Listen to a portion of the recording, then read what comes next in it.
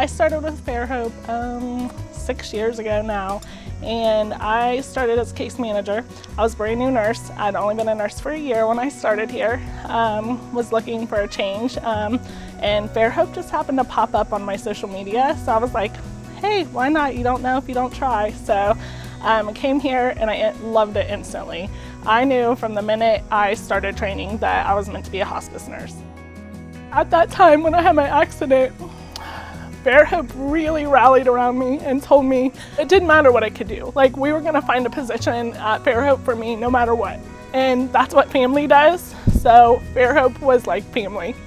They just told me how much they cared about me, and that's why I'm still here today. They allowed me to go out and try and do what I could do.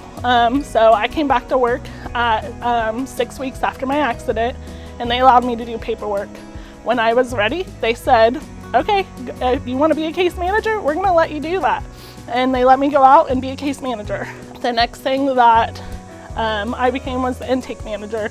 And I'm helping now to get those patients in here and get them the help they need with the appropriate diagnosis. That's kind of my role and how we went through the process, and how FAIRHOPE has supported me and found ways for me to help and grow throughout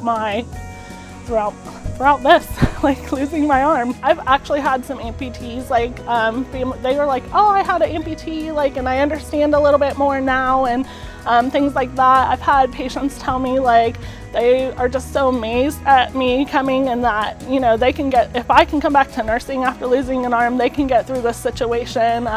Patients have told me it doesn't take 2 arms to be a hospice nurse, it takes a heart. Going through trauma, it's very difficult. But I will tell you, the best thing you can do when you're going through that trauma is try and find one thing to be positive about every day. It was the little things for me.